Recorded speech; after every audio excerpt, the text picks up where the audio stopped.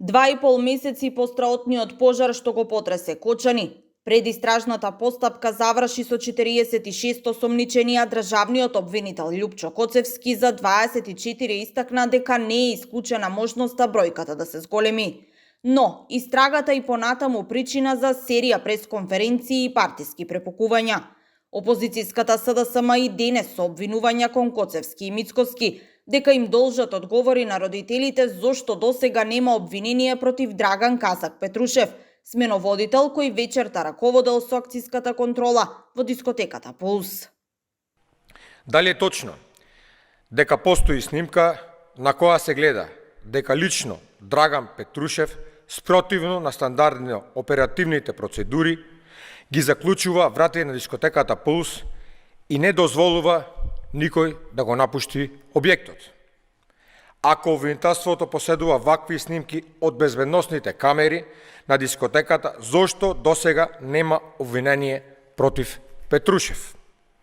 Дали Драган Петрушев има објаснување зошто акциската контрола на објектот Пулс не ја прави на почетокот на забавата во 12:30 часот, туку спротивно на добиената наредба прави контрола во друг објект, па дури при крајот на забавата ја прави контролата во Пулс?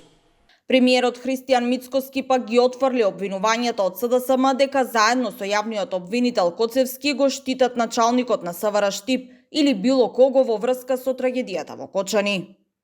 Дента кога се случи оваа ужасна несреќа, долета обвинители предводени од тројца луѓе.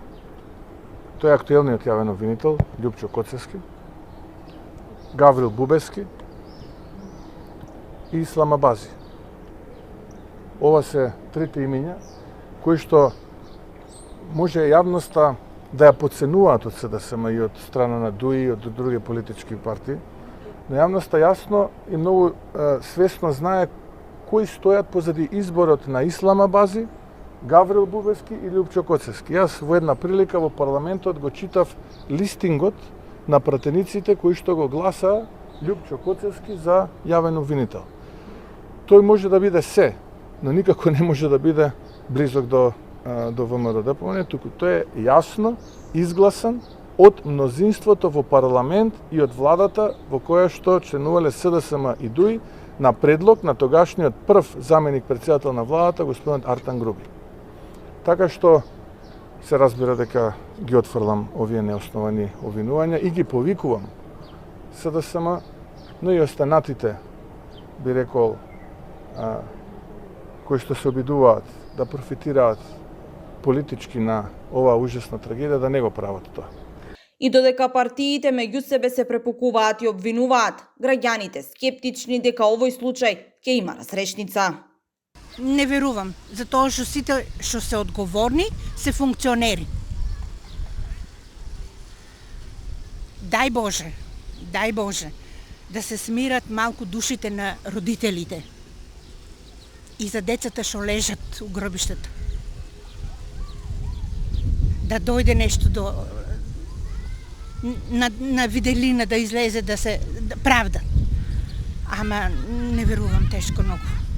За да воскресне градо треба да има, односно да нема корумпирани, бидејќи ова е дело на тие што гледале, не виделе, затоа што некој ставил пари у джеп, или затоа што изеделе еден ручек некаде. Ако е имало правда пред тоа, немаше ово да се стори. Родителите на загинатите, повредените, како и нивните блиски, секоја сабота бараат правда и неселективна истрага. Тие и на вчерашниот марш за ангелите порачаа дека трпението им е при крај. Во меѓувреме, заврши евалуацијата на состојбата на повредените што се лекуваат во општата болница со проширена дејност во Кочани. Прегледите опфатија повеќе од 100 пациенти, дел од нив повратници од странските болници, а дел се лица кои беа хоспитализирани во македонски здравствени установи. За повеќето од нив, медицинските лица предупредуваат дека процесот на заздравување ќе трае со години, а пациентите мора строго да ги заштитуваат повредите од сонце и други надворешни влијанија.